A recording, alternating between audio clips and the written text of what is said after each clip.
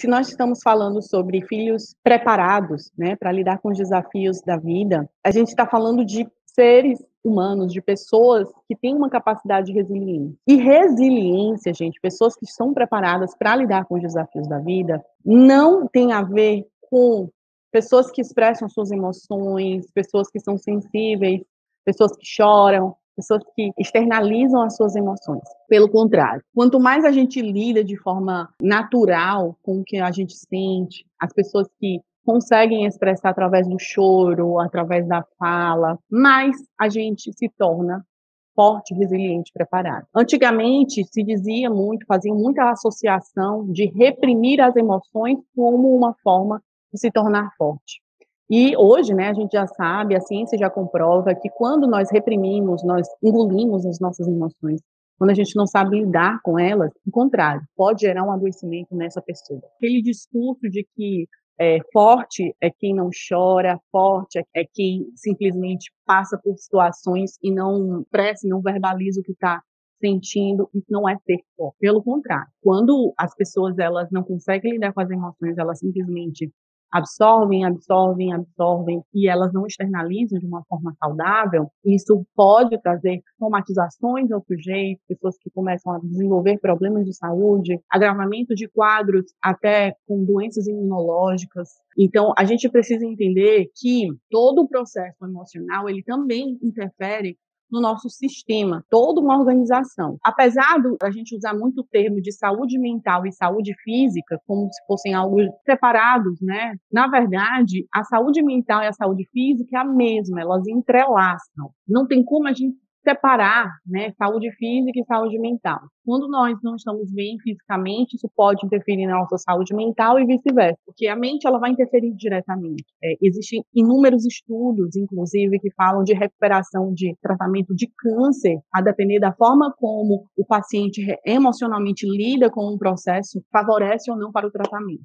Então, assim, hoje a gente vê inúmeros, né, eu estou falando aqui alguns de uma forma muito pincelada, vários estudos que falam sobre essa influência da nossa mente no nosso corpo. Primeira coisa, né, que nós precisamos entender é que essas influências, elas são reais e que a gente precisa investir, de fato, em propiciar a saúde mental. Todo mundo, em algum momento, né, a gente passa por situações difíceis. Não existe nenhum ser humano que não passe por adversidade. A diferença entre um para outro é como essa pessoa lida com essas dificuldades. Aí eu também saliento algo importante aqui para falar para vocês, que às vezes também isso gera dúvida. O fato de uma pessoa adoecer, entrar numa depressão, ter transtorno de ansiedade, isso também não significa que essa pessoa não seja forte. Isso também não significa que essa pessoa não seja uma pessoa capaz de lidar com os problemas. A gente entende, dentro de uma saúde mental, que existem processos também fisiológicos envolvidos aí. Isso também não significa que a pessoa seja frágil ou fraca porque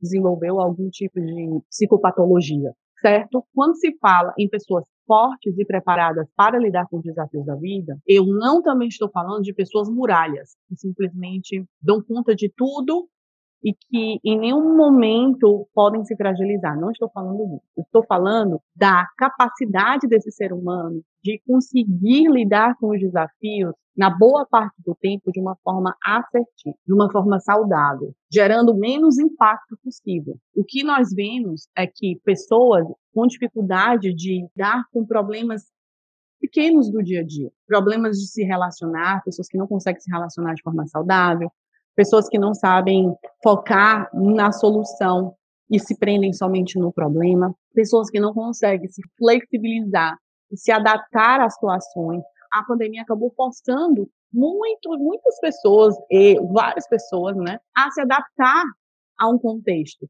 A gente está vendo aí escolas se adaptando do jeito que dá, profissionais se adaptando a formatos de atendimentos online. Então, vocês acreditam que todo mundo tem essa capacidade de adaptação, de flexibilização? Não, não é todo mundo. Então, quando eu falo de pessoas preparadas e fortes, eu estou falando de maior capacidade de adaptação em situações, desde situações extremas até situações do dia a dia que a gente consegue ter um jogo de cintura para se adaptar. A primeira coisa, né, que a gente precisa pensar é que, se eu estou falando de saúde emocional, saúde psíquica, eu tenho que focar em aspectos emocionais. Então, para que eu consiga fortalecer uma criança, para que ela se torne preparada para os desafios da vida, eu preciso dar uma base sólida para essa criança de fortalecimento emocional. Como que a gente fortalece essas emoções da criança? A primeira, que é indispensável para nós conseguirmos desenvolver uma inteligência emocional nessas crianças,